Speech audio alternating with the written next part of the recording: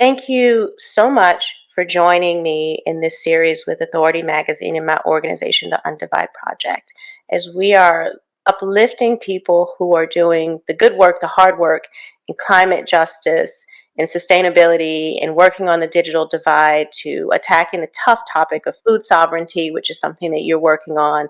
I'm so excited to welcome you, Eileen, to join us from Last Mile Food Rescue. Well, thanks. Thanks so much, Monica. I'm happy to be with you today. Thank you. And let's jump right into it. Every organization has an origin story. And so the first thing I want to hear is, what is the origin story for Last Mile Food Rescue? Sure. So, I'm so fortunate. I guess we're all fortunate to have people in our lives that just get out there and make things happen. And there are two people that I've met through my journey with Last Mile Food Rescue. The first is a very dear friend of mine from Procter and Gamble. He and I worked at P&G together for a number of years. And he's a wonderful man and connected with another woman, Julie Schiffman, who's now become my very close friend. But Tom and I worked at P&G together. I retired from P&G in 2019, and was kind of just out there searching, trying to decide what I wanted to do. And in particular, this whole area of food insecurity was something that really troubled me, because I thought, man, there's plenty of food in this world, especially in the United States. I've traveled Exactly. around the world, but in the US, we're pretty fortunate and there's plenty of food out there. So I just didn't understand why the problem wasn't getting solved. And I reconnected with my dear friend Tom, and he was starting up this company called Last Mile Food Rescue, and he invited me to come along, and in fact to kind of run the operation at Last Mile. He and Julie connected through our local food bank, and Julie was, talking to a sister, and her sister said, "I'm out doing a food rescue," and she said, "What's a food rescue?" And you might be wondering the same thing. What's a food rescue? How do you Food rescue rescue. But well over 40% of what we produce in the United States gets thrown away. Good food gets thrown away, Yeah. and Last Mile Food Rescue tries to put an end to that and rescues food before it reaches the dump. This is good, healthy food. It's not the strawberries that are in the back of your refrigerator molding. And we rescue that food, and we get it to agencies that are supporting those facing food insecurity. And it's as simple as that. And hence the name, Last Mile. It's that last bit of the journey that this doesn't make it to.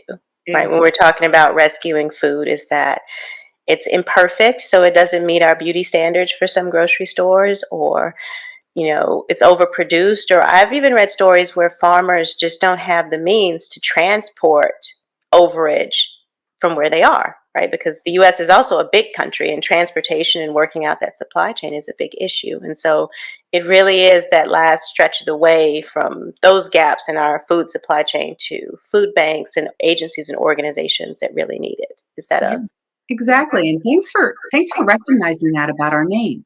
So Tom and I both worked in supply chain at Procter and Gamble. So this concept of the last mile and how challenging the last mile is was very clear to us, working in an industry like the consumer goods industry, and in particular for Procter and Gamble. But that challenge, that last mile challenge, is faced by so many, as you well put it. Yeah, so thank you. And you're reaching into communities, and I just love that when I was reading the story about the organization. And we work in communities, but that name can mean a number of different things. So I was curious, what does community mean to you when we're talking about the people we're reaching and interacting with? Absolutely. I think many of us belong to communities, but we also live in a bubble. So, we go to work, we bring our children to school, we go to church, we go to the grocery store. There are routes in our life that are fairly routine and fairly, part of our normal day-to-day activity. And often those bubbles can feel like our communities because that's where our friends are. But for me, community means really kind of opening up your eyes to everything that's around you.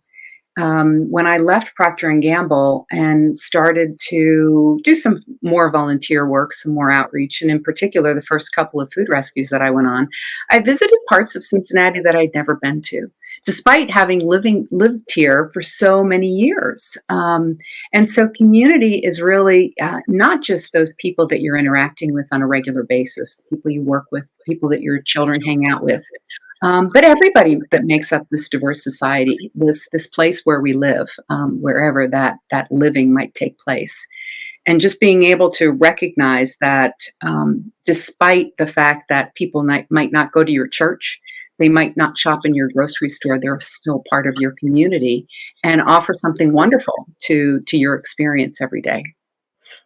Yeah, thank you so much for that. This semester, we have been doing field work with some of the students that I teach at university, and we realized that our university is a bubble. One of the students used that exact term. He's like, we live in a bubble, and it's a very particular bubble.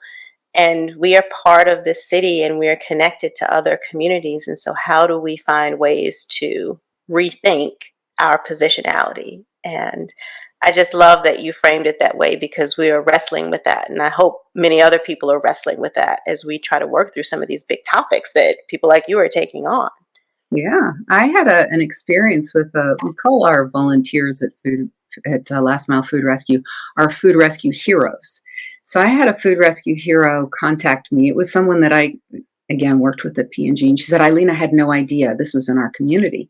And there's a lovely little community with many trailers, and it's a Hispanic community, and there are quite a few moms that need some food, and we have a mobile market that goes into that community. And this volunteer brought food there, and she said, "I've been living here in Cincinnati and I had no idea it was just right around the corner." And so we close our eyes to things that might be a little unfamiliar to us or might make us feel a little bit uncomfortable, but it's really opening our eyes and seeing that like I said, there's just many parts of society that make the place that we live, and opening our eyes and seeing those in need, those that need some help or support is a good thing every once in a while. It is. And, I appreciate that wisdom, which leads me into my next question that comes from this is that people want to and hopefully are looking at how and where we live differently and want to get into these spaces and start trying to help. What advice would you give to someone who wants to come into the space of working on food issues, climate issues, social issues, any of these, we call them big, hairy, but hard topics? What would you tell someone who wants to make a transition? Well, I'd say in particular when it comes to food, we don't recognize, many of us maybe do recycling. And recycling might be something that just comes natural to you. There's a crate that you put at the curb. It wasn't always that way. We didn't always recycle. And I think the same thing for food. We don't recognize or appreciate this big number of 40% of all the food that we produce is wasted. But if you just look in your own fridge and don't be embarrassed about it. I did it this past weekend because I'm kind of fortunate. I have a dog and a backyard, and I can put my compost out in the backyard. But I realized, I was off to the grocery store, and before I left, I started going through my fridge, and it's like, wow, there's a lot of food here that I'm throwing away.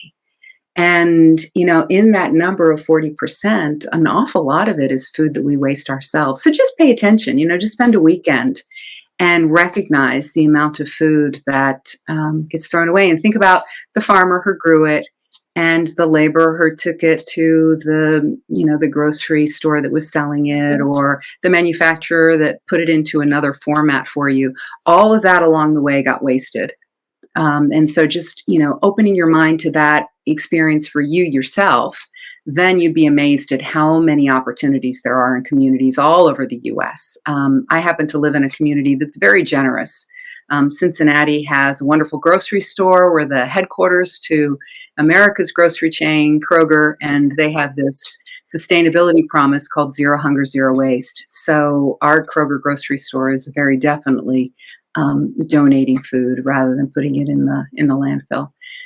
But there are many agencies that are supporting the food insecure. and you can either work for one of those agencies as a volunteer, or you can consider getting into this whole field of food rescue. It's popping up all over the U.S. as we recognize and understand, just the fact that this is a problem and it's a problem that can be solved. Yeah, and it's a uniquely American problem Hmm. that Yes, we are fortunate in our countries, in this, and our communities that we have so much.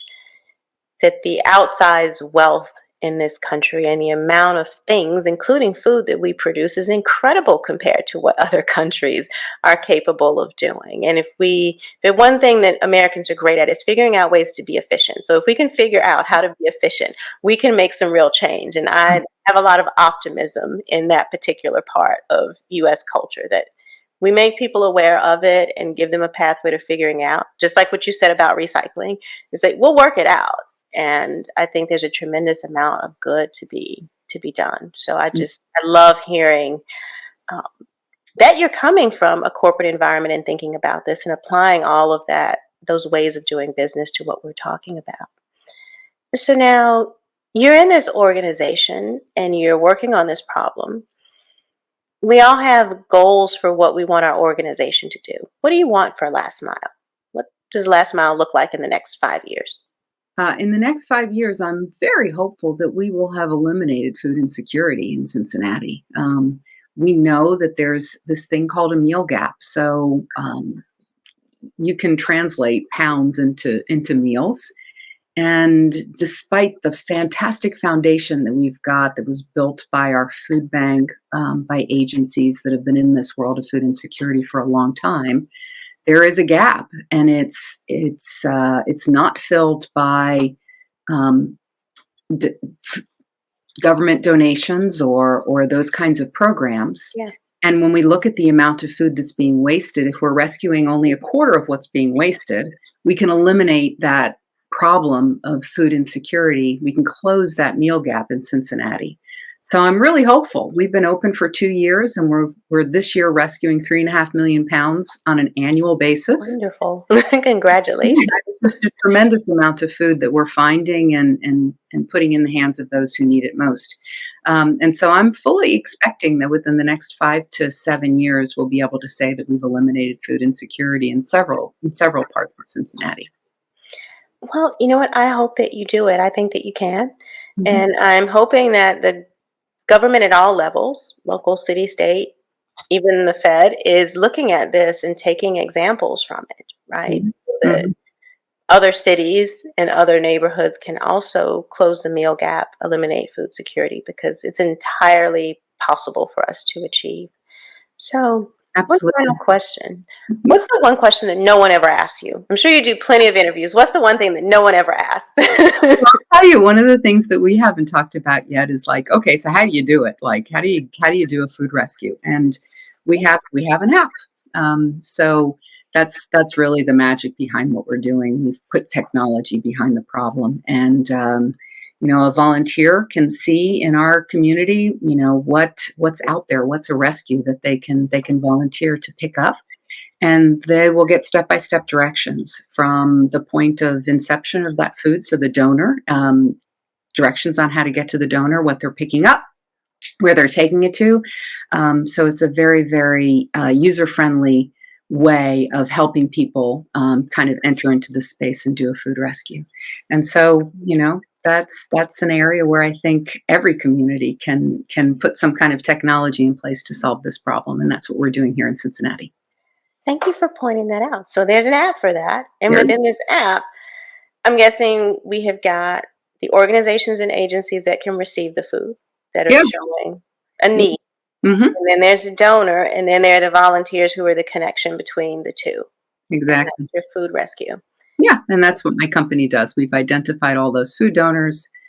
We've put all those mapping and matching instructions in the app, and so it makes it very, very easy for the volunteer to simply, kind of get in there, and no matter whether you're busy or, excuse me, whether you're free on a Monday morning or a Friday afternoon or somewhere in between, you can download the app and find a rescue that suits your schedule and get out there and make a difference in your community. Wow. And so that's another way that people can get started. If you're in the Cincinnati area, Mhm. they can go to your website and Yes. sign up. I looked at the website and become a volunteer. Yeah. Um, so thank you so much. Thank you for all of the work that Last Mile Food Rescue is doing. And I will be excited to see where you are at next year and 5 years from now. And perhaps we will talk again. Thank you so much, Eileen, for joining me. Thank you, Monica. It was great to talk to you today.